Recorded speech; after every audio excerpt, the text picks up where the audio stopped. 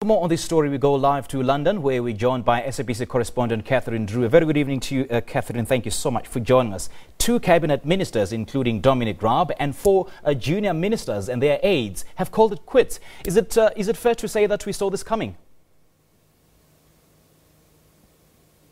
Well, there'd been a great deal of speculation, actually, about the resignation of those ministers since that tense 5-hour cabinet meeting on Wednesday. And we found out after that at least 10 members of the cabinet had opposed this withdrawal agreement. Dominic Raab was something of a surprise. Esther McVey, the other Secretary of State, she was perhaps expected to walk. Dominic Raab, the Brexit Secretary, the man who had led these negotiations since July, following the departure of the first Brexit Secretary. It was something of a surprise, but he came out today saying that he just simply couldn't support it. He thought it was a threat to the sovereignty of the UK, that we might see in future the breaking up of Northern Ireland and the rest of the UK. And he said he simply couldn't back it. So that was, I think, the biggest blow for Theresa May. The other junior ministers, of course, she's suffered worse punches. I think the other danger, of course, to her right now is this talk of a vote of no confidence. There had been talk in recent weeks, the key number of letters that the backbenchers need is 48 letters for her Conservative Party members to call for a vote of no confidence. We have understood for weeks that that number is getting close, so that could come at any time.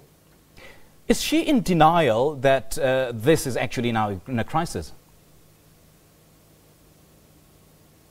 Well, that when she came out for the evening media conference this evening, there were plenty of questions saying, aren't you in denial? Are you in denial about this?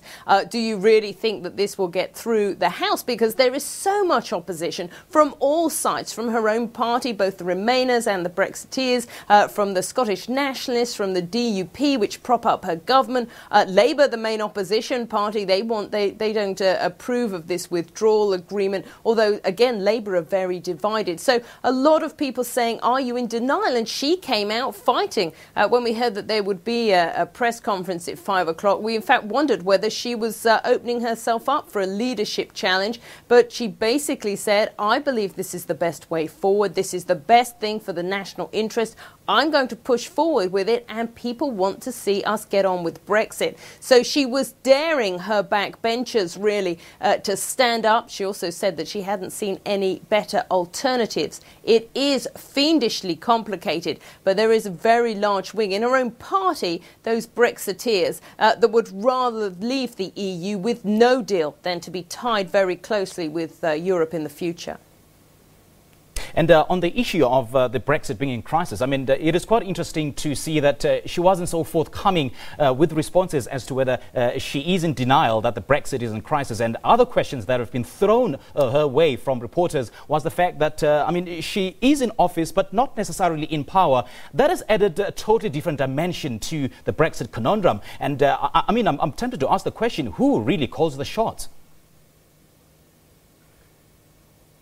Well, she's still calling the shots at the moment, but for how much longer? That is the key question. And we really thought perhaps that we would hear tonight, and it's possible we will, that she would face a vote of no confidence. Now, the people who want to topple her, who say that she's really tied in with this policy and you can't get rid of the policy without getting rid of the person, they have something of a conundrum. Because if they trigger a vote of no confidence, and that could be staged as early as next week, it only takes 48 letters, but it takes 158 members of her Conservative Party, so just over half, to vote her out. So that would mean that she would lose her job. She would not be leader of the Conservative Party.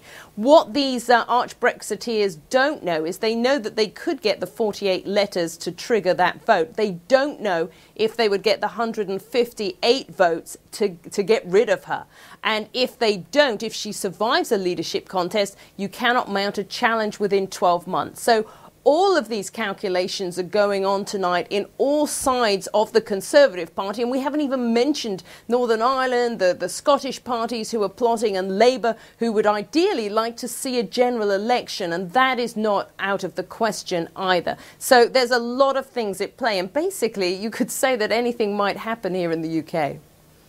Indeed, Catherine, in as much as there is increased apprehension about the Brexit issue, one of the sticking points perhaps is the issue of the Northern Ireland. I mean, on the one hand, we had Dominic Raab saying that, being of the view that the arrangement for Northern Ireland will not undermine the economic and the constitutional integrity of the United Kingdom, while on the other hand, the Scottish Unionists are of the view that allowing a separate regulatory regime for Northern Ireland allows the SNP, to demand separate arrangements for Scotland.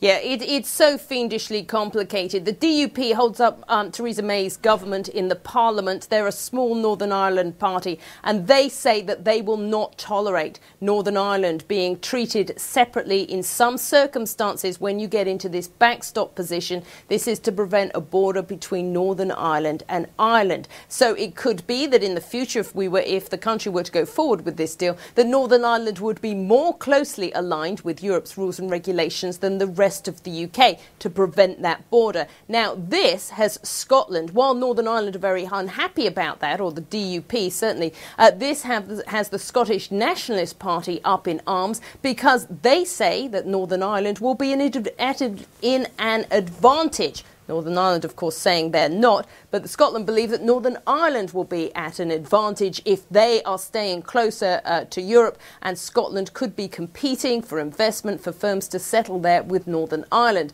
So basically, nobody is happy with this deal. Some people commenting that Theresa May really is the only person that believes in it. Nobody is happy with this deal, and it's a very, very difficult problem. And I'm not a betting person, but I wouldn't put any money on this draft agreement going forward and being a success. There seems to be too many obstacles in the way. Indeed, Catherine, and how this matter of Northern Ireland is being dealt with will certainly have more implications on how the UK trades with the fellow EU member states. But then thank you so much for your update. That was a correspondent in London, Catherine Drew, as British Prime Minister Theresa May fends off rebellion over her Brexit treaty. This is The Globe. Let's go for an ad break now.